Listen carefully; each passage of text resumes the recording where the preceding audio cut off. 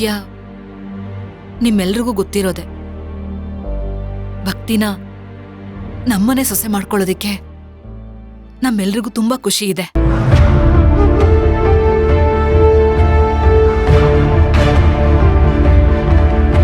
ಪಾಪ ಈ ವಿಷಯ ಗೊತ್ತಾಗಿ ಭಕ್ತಿ ತುಂಬಾ ಗೊಂದಲದಲ್ಲಿದ್ದಾಳೆ.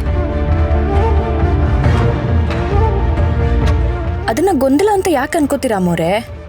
ಅವಳಿಗೆ ಖುಷಿಯಿಂದನೂ ಮಾತು ಬರ್ದೇ ಇರ್ಬೋದಲ್ವಾ, ಅಲ್ವಾ ಭಕ್ತಿ?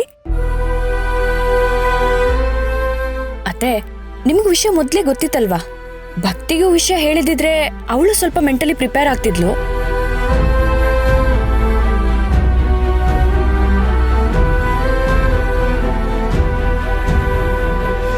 ಚಕ್ಲಿ, ಇವ್ರು ಹೇಳ್ತಿರೋದೆಲ್ಲ ನಿಜನಾ?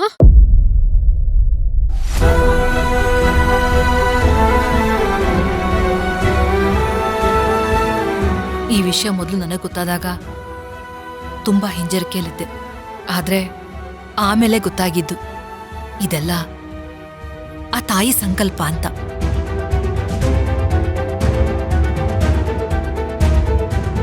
ಬಹುಶಃ ಇದು ಆ ತಾಯಿ ನಿರ್ಣಯ ಆಗದೆ ಹೋಗಿದ್ದಿದ್ರೆ ನೀನು ಅಚಿಂತ್ಯನ್ಗೆ ಆಯ್ಕೆ ಆಗ್ತಿರ್ಲಿಲ್ಲ. ನಾನು ಇದನ್ನ ಸುಲಭವಾಗಿ ಒಪ್ತಾ ಇರ್ಲಿಲ್ಲ.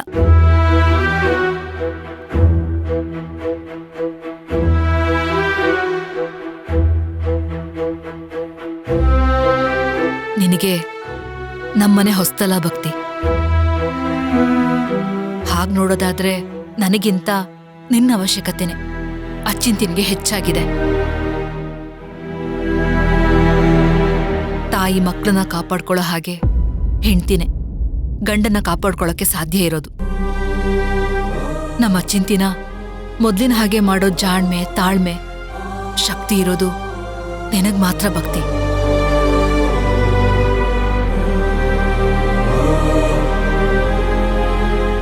ನಿನ್ನ ಪುಣ್ಯದಿಂದನಾದ್ರೂ ನಮ್ಮ ಅಚಿಂತ್ಯ ಬೇಗ ಗುಣ ಆಗ್ಲಿ.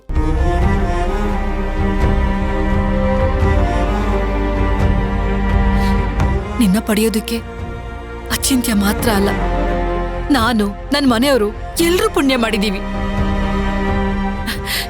ದಯ ಹೇಳದ್ನಲ್ಲ, ದೇವರು ವರ ಕೊಟ್ಟಿದ್ದು ಅಂತ. ಆ ರೀತಿ ವರ ಕೊಟ್ಟಿದ್ದು ನಿನಗಲ್ಲ ಭಕ್ತಿ, ನಮಗೆ, ನಮ್ ರಾಯರ್ ಕುಟುಂಬಕ್ಕೆ. ಈ ವರನ ಜೋಪಾನ್ವ ಕಾಪಾಡೋ ಜವಾಬ್ದಾರಿ ನಂದು.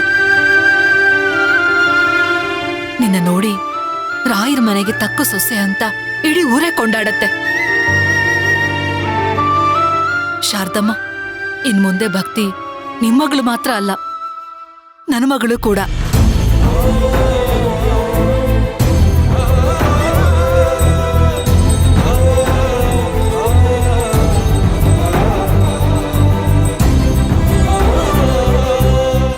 ಹೇಳು ಭಕ್ತಿ, ರಾಯರ್ ಮನೆಗೆ ಸೊಸೆಯಾಗಿ ಬರೋದಕ್ಕೆ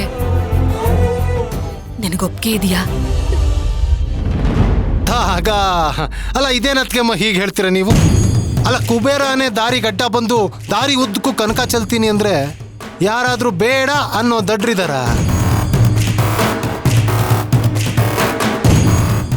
ನೀವೆಲ್ಲ ಏನು ಯೋಚನೆ ಮಾಡಬೇಡಿ, ತಾಂಬೂಲ ಬದಲಾಯಿಸಿ. ಅಮ್ಮ ಬಾ, ತಾಂಬೂಲ ಬದಲಾಯಿಸೋಣ ಬಾ.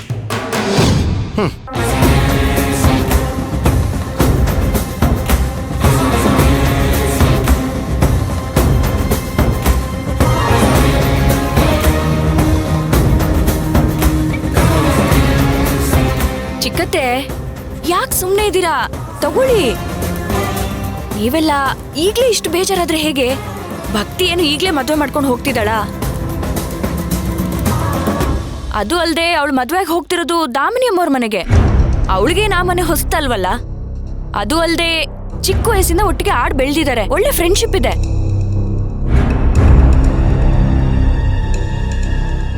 ಅದಕ್ಕಿಂತ ಚೆನ್ನಾಗಿ ಒಬ್ರನ್ನೊಬ್ರು ಚೆನ್ನಾಗಿ ಅರ್ಥ ಮಾಡ್ಕೊಂಡಿದ್ದಾರೆ, ಅಲ್ವಾ ಶಾರದತ್ತೆ?